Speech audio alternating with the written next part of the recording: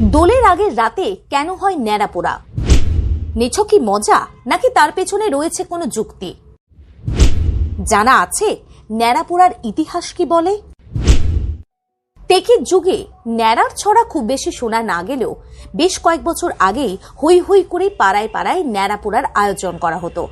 পাড়ার ছোট্ট ছোট্ট ছেলেমেয়েরা একজোট হয়ে খড়কুটো আর কাঠ নিয়ে এসে নিজেরাই বানিয়ে নিত ন্যাড়াপোড়ার সরঞ্জাম।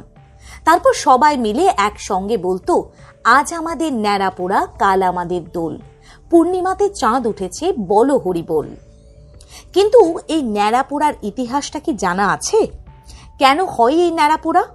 কবে থেকে বা এই সূচনা হয়েছে? তবে সবকিছুর পিছনে যেমন কারণ থাকে, তেমনি এর পেছনেও রয়েছে পৌরাণিক এবং বিজ্ঞানসম্মত দুটি কারণে। অনেকেই বলেন, ঋতু পরিবর্তনের নিয়মে বসন্তের শুরুতে গাছের শুকনো পাতা ঝরে যেতে থাকে।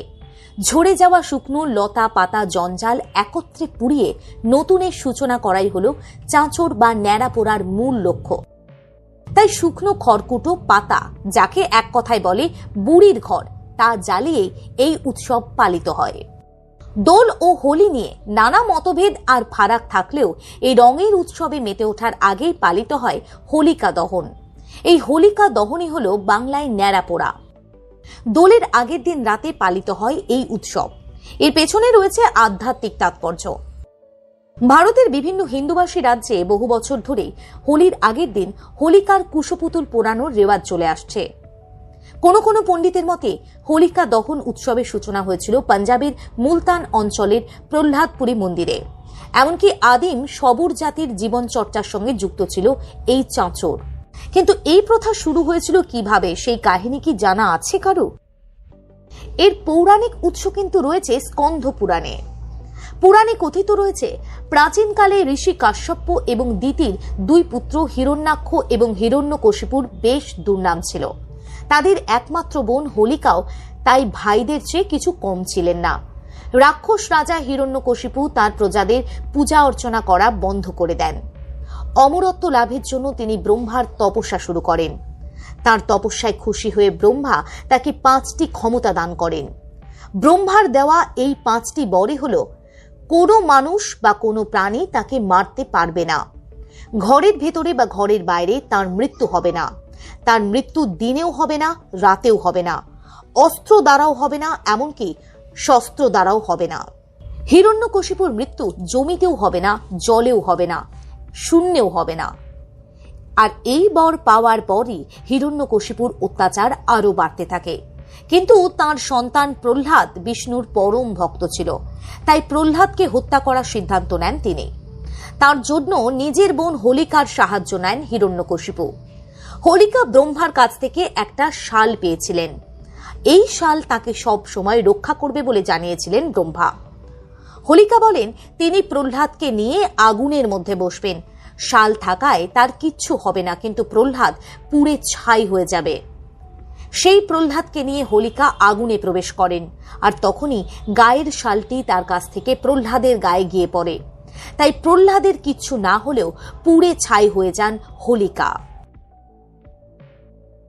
সেই দিন থেকেই অশুভ শক্তির বিনাশ হিসাবে হোলিকা দহন বা চাঁচর বা ন্যাড়াপোড়া পালিত হতে থাকে। আজও দোলের আগের দিন হোলিকা দহন করে মনের সমস্ত পাপ, অসুচি, লোভ, হিংসে পুড়ে ছাই হয়ে যায় বলে মনে করা হয়।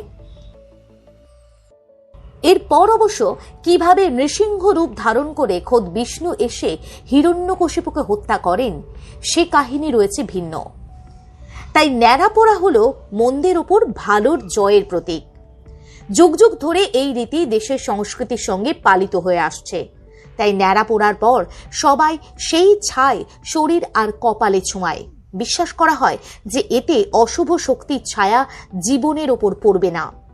আগামী 17ই মার্চ বৃহস্পতিবার দুপুর 1:27 থেকে শুরু হবে ন্যাড়াপোড়ার শুভ তিথি। এই তিথি শেষ হবে 18ই মার্চ শুক্রবার রাত 12:47।